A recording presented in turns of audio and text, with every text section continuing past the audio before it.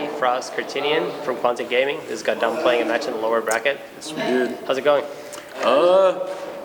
Not quite where we want to be yet, but we're getting there.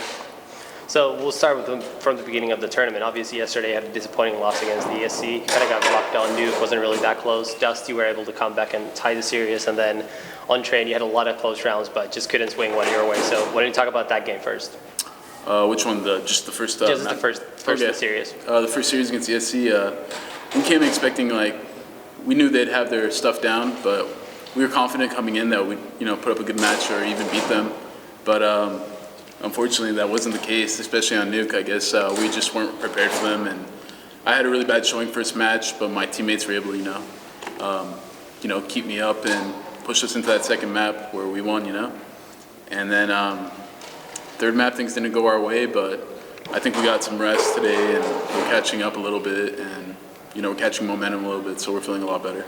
Okay, so you just got done playing Dynamic. You went into triple OTs on the first map, double OTs on the second map, and then finally you got a fairly comfortable win on the third map. So why don't you walk us through that game?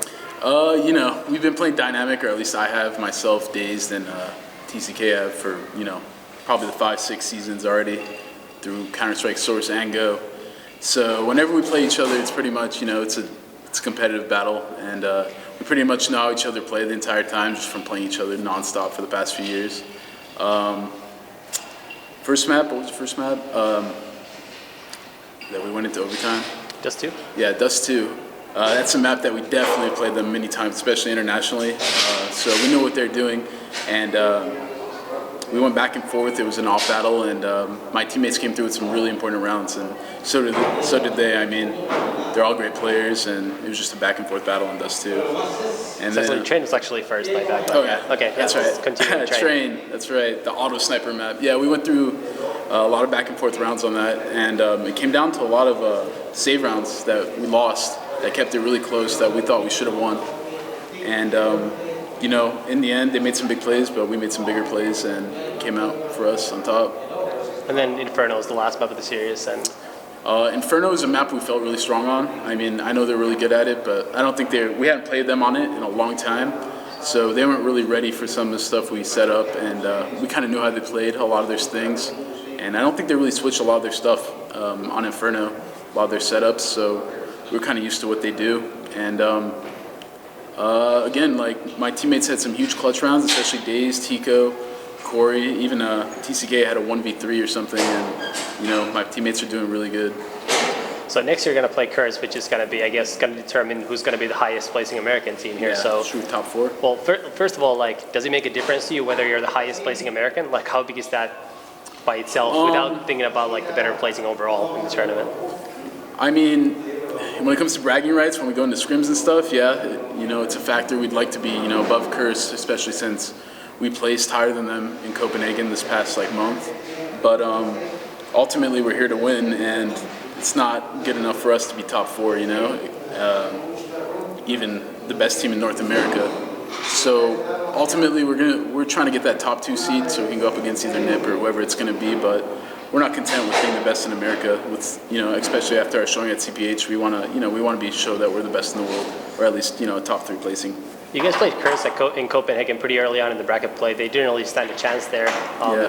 How do you feel? How do you think the match is going to go now? Obviously, Curse has looked pretty strong this tournament so far. They had a really close game against NIP on Nuke, and Yeah, Curse. They have some really solid players, and the thing that Curse has going for them a lot is that they run setups and strats to perfection that they run over and over again. So it either comes down to whether or not they're really executing and hitting their shots, but if something goes wrong, they have problems adjusting. And we really know how they play, and we've played them many times, and we felt them out. So, I mean, if we can disrupt what they're trying to do, which is what we did at CPH, I think we'll be fine. Okay. So if you were to win that game, then obviously you're going to get a rematch against most likely ESC Gaming. They won the first map and they're up on the second map, so probably ESC. So first of all, how do you feel about that? Because obviously you feel like you probably should have won the first game. A lot of close rounds here and there could have gone either way. So I'm sure you're happy to try to get revenge on them, but how do you feel about that if you do get to play that game? I'm fairly confident. I thought we should have won our first matches, and it's bad to make excuses like fatigue and stuff like that. Everyone has those issues, but I really truly think we should beat them. And I think it's going to be a completely different game when we go up against them again, and we're going to surprise people and hopefully take them out. Have you been surprised at all by how American teams have played against Europeans? Because I mean, you and Kurs went to Copenhagen games before, but you never really saw a dynamic play against them, and they did pretty well against very games. Obviously, they kind of ran out of steam, put up a good fight against you, but...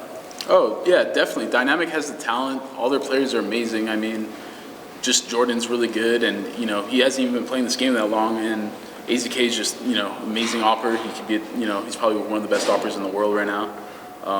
They're all very underrated just because they don't have the support that some of the us or European teams have, you know, to prove themselves.